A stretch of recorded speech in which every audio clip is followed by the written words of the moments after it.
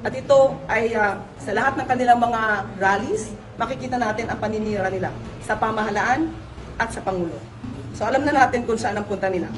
Gusto nila ulit makuha ang power, ang authority. Katulad na sinabi ko, hindi tayo pwedeng maniwala sa mga pang-iintriga lamang na walang ebidensya. At ito naman, siguro naman ay natatandaan ninyo, nung panahon ni dating Pangulong Duterte, inamin niya, fiscal pa lang siya, expert na siya sa pag-intriga at pagplanta ng ebidensya. So ano pa ba ang ating i-expect sa dating Pangulong Duterte? Gumawa ng intriga, magplanta ng ebidensya. Mga kabayan, umani ng samot-saring reaksyon sa social media ang tila planado at maaanghang na banat ng bagong Press Secretary nito si PBBM na si Attorney Claire Castro. Ayon sa netizen, kakaiba itong si Castro kumpara sa mga naunang Press Secretary ng PBBM na si Attorney Vic Rodriguez at Attorney Trixie Cruz Angeles na may pagkaprofesional ang datingan bilang Executive Secretary ng Pangulo ng Bansa.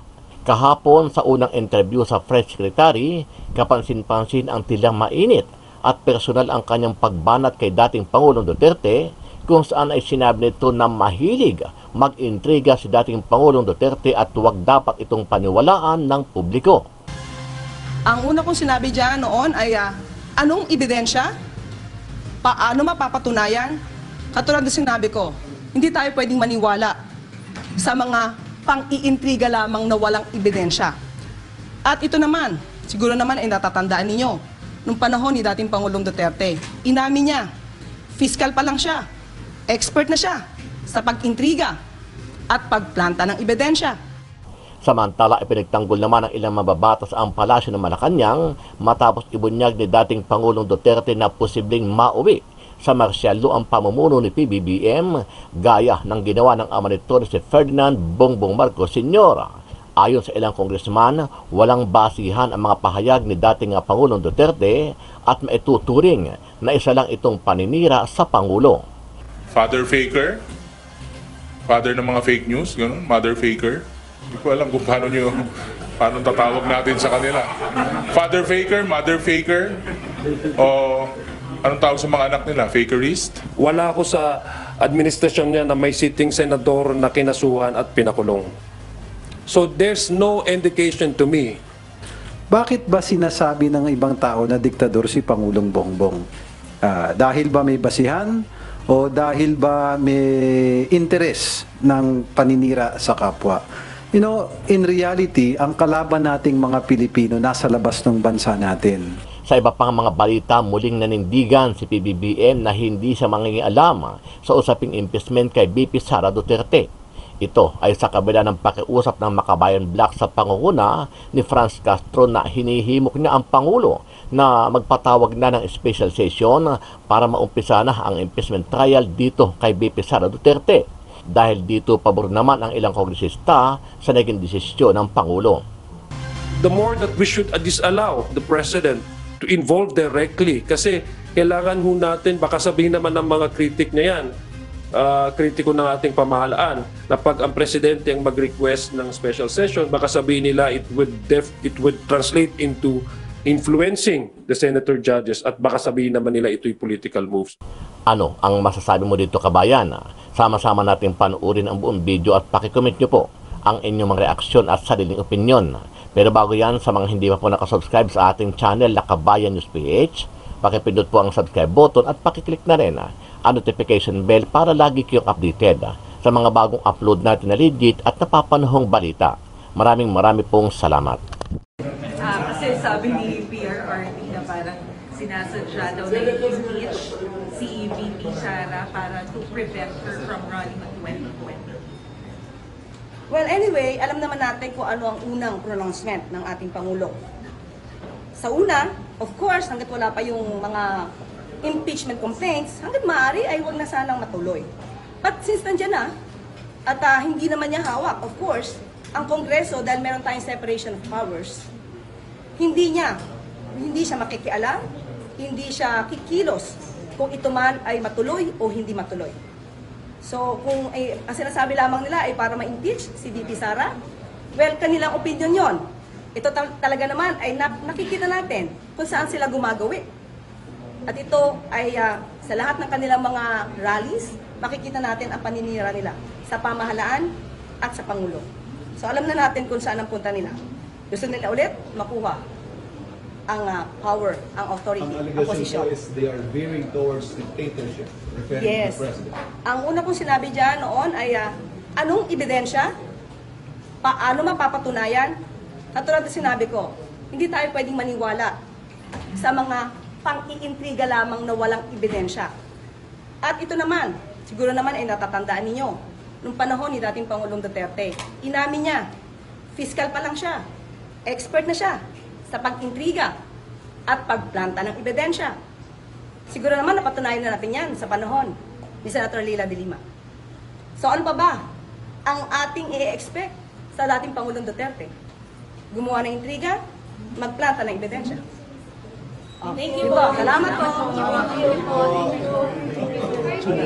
May bagong press secretary pala ngayon, ha? Ay, hindi pala si Attorney Trixie pala ito.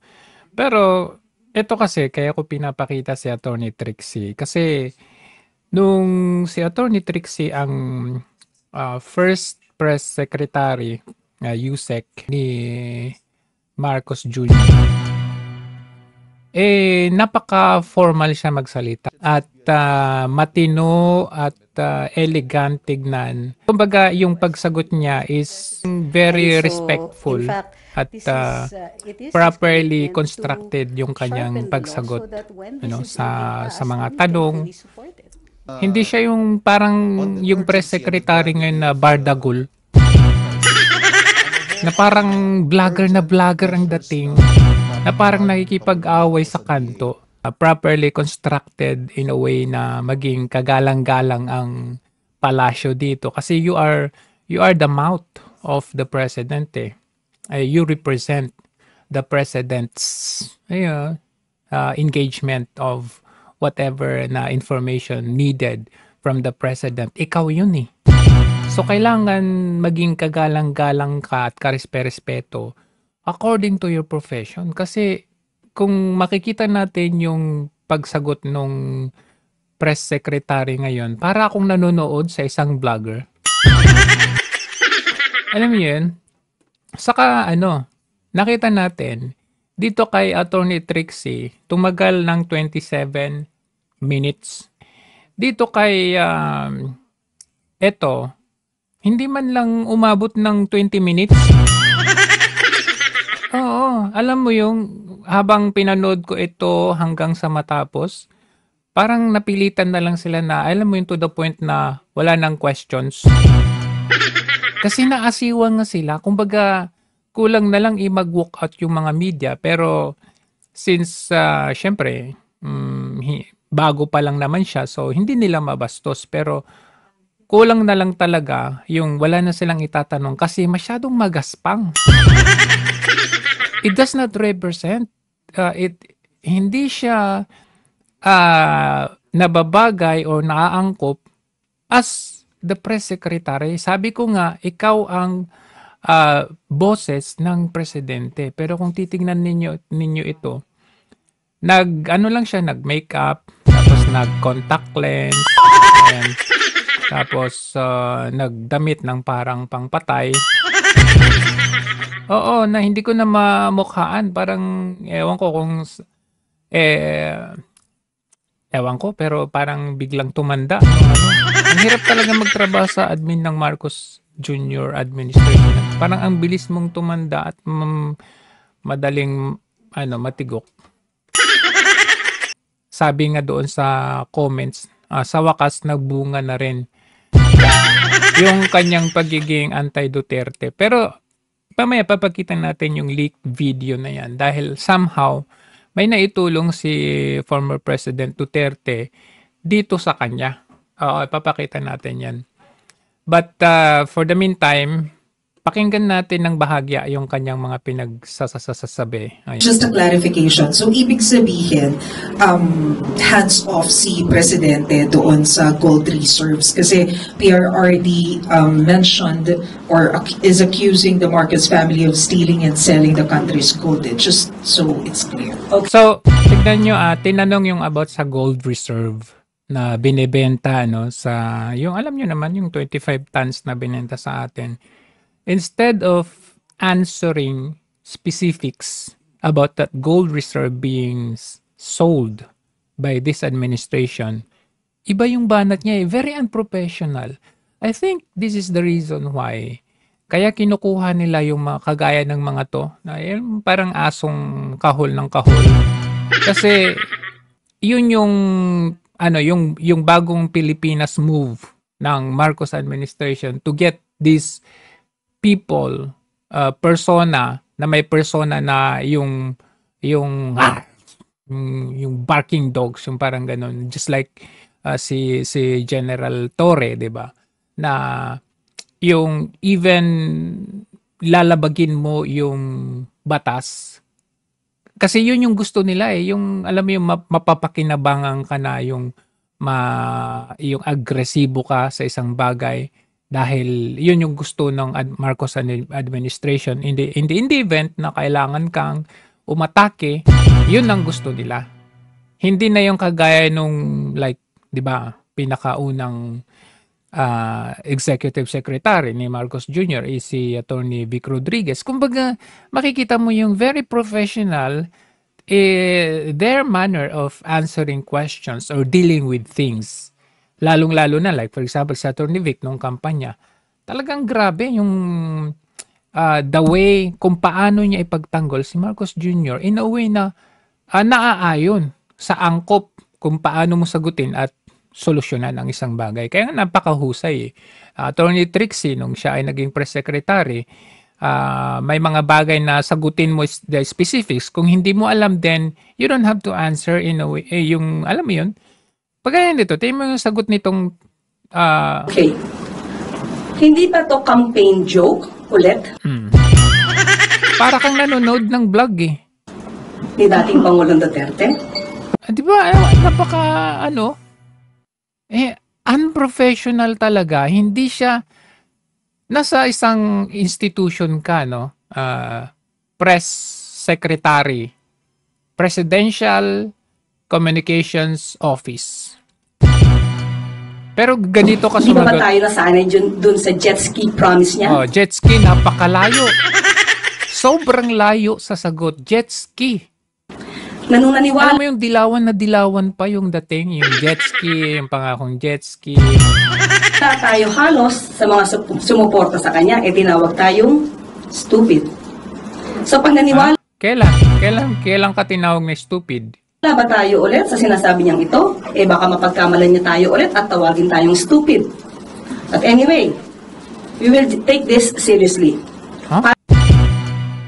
Tinatanong ka about sa epekto ng gold risk pagbenta ng gold Para naman reserve. hindi magkaroon ng fake news, lalo na doon sa mga taong nakikinig sa kanya at maaari naniniwala pa.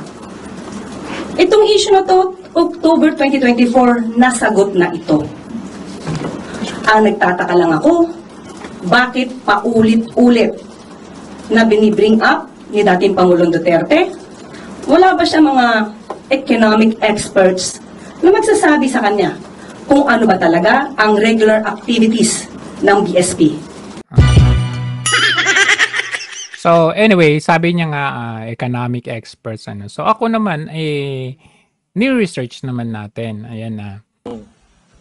Munang daghang taga-Danao nga Bisaya sa Davao. Oh, Mayra. Guyuron taga.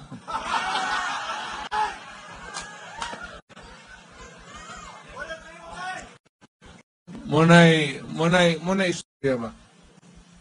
So karon politika man murag ambot sila yung leader. Yung mga tao garapon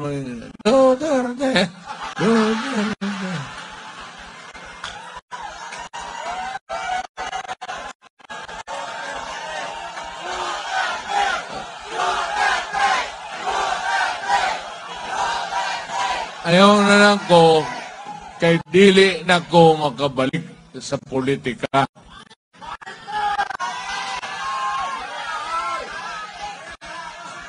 Mubalik ko pagka mayor sa Davao. Oh, so pag pohon maloo yung Ginoo, ug madaog ko, mabot pa mong pila ka, makarga mo ko sa kabarko. At ito pag Davao. Agato pag Davao, mawala mo, mo'y kwarta, dili ako magbugal-bugal. Yung nga polis nga, nawala ko, taga Cebu ko, paaniman ko ni Duterte, na yung polis nga, ikaw day akong bodyguard, mientras tanto ni ako sa Davao.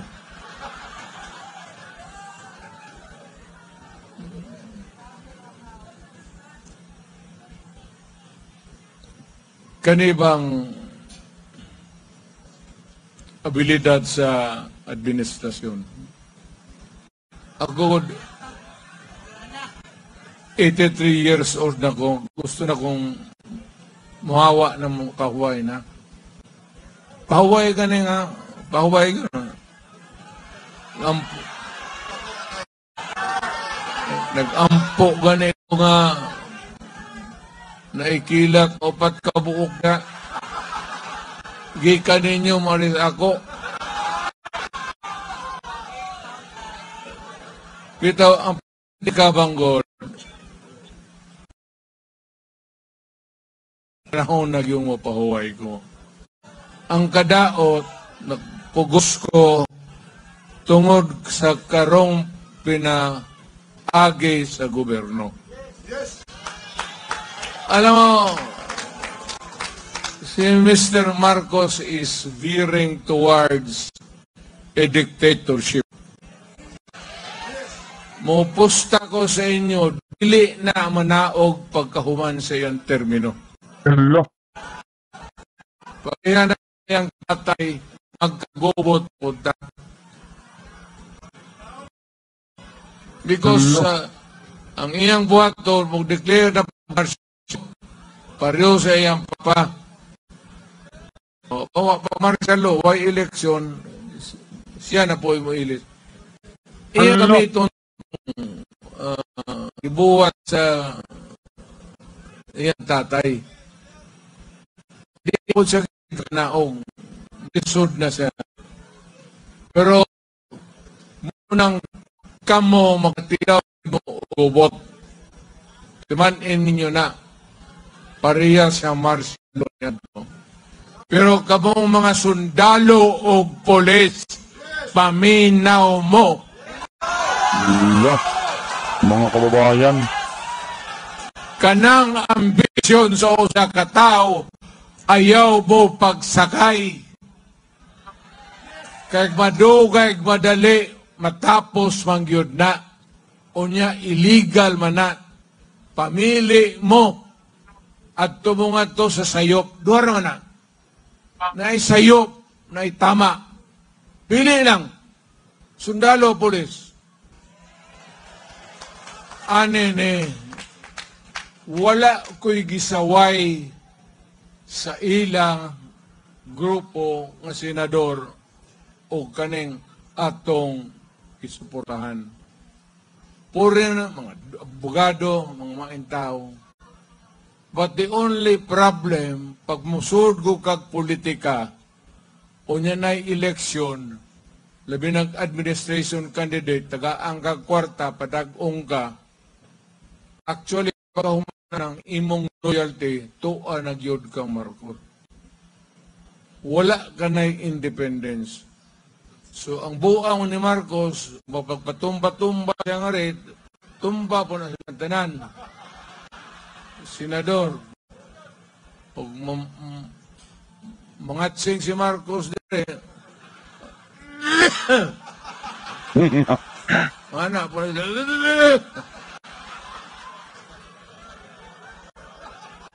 In other words, pag mosur ka anang imong estilo sa politika, mawa ang imong prinsipyo.